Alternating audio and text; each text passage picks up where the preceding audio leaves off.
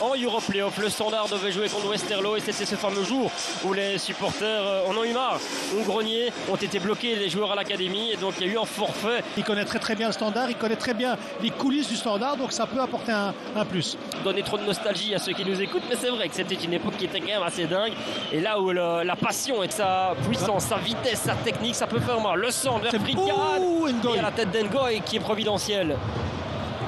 Reynolds qui récupère ça, il y a beaucoup de monde dans le rectangle et c'est toujours dangereux. Spolat est dévié, je pense.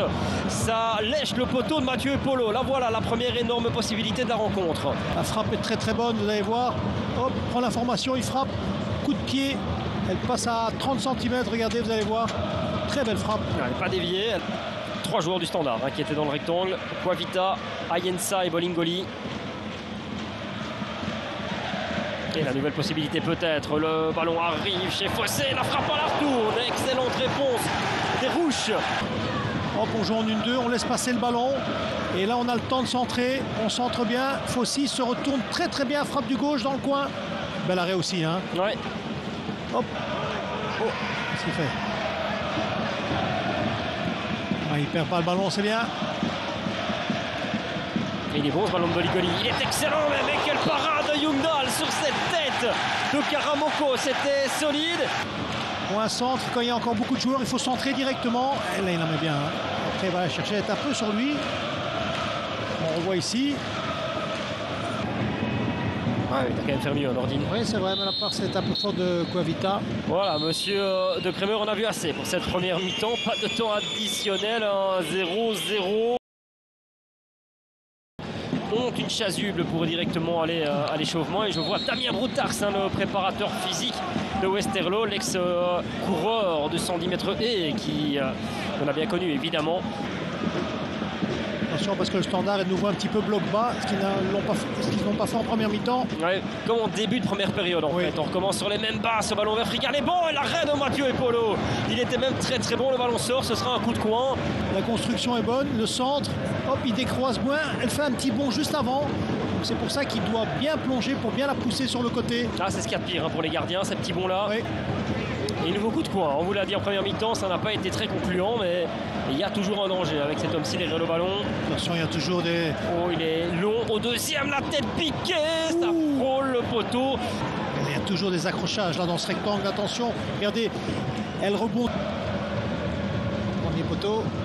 Oh là, c'est mal donné, mais ça rebondit quand même, ça surprend tout le monde. La frappe, non. Il n'a pas osé. De Quavita, Ngoy, maintenant la frappe, ça c'est sans danger pour Youngdahl. Quelqu'un du côté de Westerlo. On appelle Damien Broutars pour lui donner quelques consignes lui aussi. Oh, c'est une bonne récupération de Sakamoto. Alcocer qui décale vers Frigane. La frappe, Mathieu Polo. Mais est-ce qu'il n'y avait pas une petite faute sur Alcocer? En tout cas, c'est l'action de Frigane. Incroyable. Et ici, c'est léger, hein, quand même. Quand on voit ici l'action, c'est léger. Là, tout à l'heure, ça. Et il le pousse avec les bras. Ouais.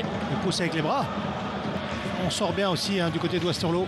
Mais c'est ça la différence par rapport à plusieurs phases depuis le début du match. C'est que là, il a contrôlé avec l'idée de frapper. Exactement. Cette envie d'aller vers l'avant. Oui, il a senti la présence de Fossé. C'est bien joué de la part de Lazare. Le centre maintenant, première attention. Quel but superbe, Denis Ayensa.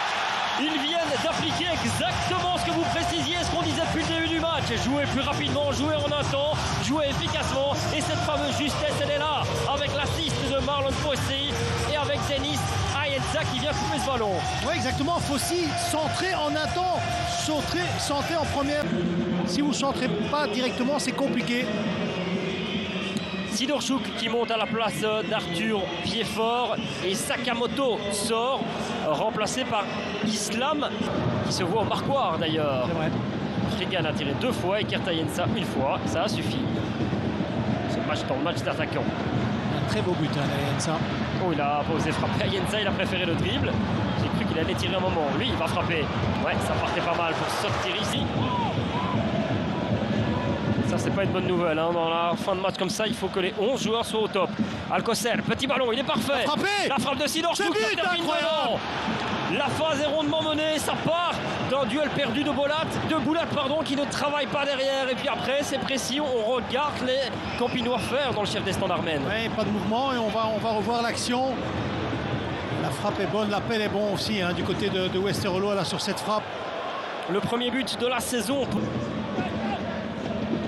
Ouais, c'est bien joué, Sidorchuk il est déchaîné. Alors voici encore Sidorchuk, le centre, le ballon arrive, c'est Vuskovic qui nous reprend. Le ballon en pleine extorsion, là, de volée. L'infiltration, le centre est bon. Il est complètement oublié. Regardez, il doit bien tomber, il doit bien descendre. Regardez, au lieu de sauter. Mais il essaie de l'appliquer. Il faut centrer. Il reste un bon ballon vers Vuskovic. Regardez ça, l'amorti, la frappe. Oh là là, poteau. Cette frappe de Smekens, imaginez, pour ce garçon qui fait sa première apparition. Pour qu'on puisse frapper de la deuxième ligne, regardez comme il travaille bien. Il garde bien son défenseur contre lui. Quelle amorti poitrine. Ouais, bonne remise, on le voit. Regardez comment il travaille bien avec son corps. La frappe est bonne, hein. La frappe est bonne. Très embêté par la puissance athlétique en fait de Vuskovic. Ouais, avec son corps, il joue bien.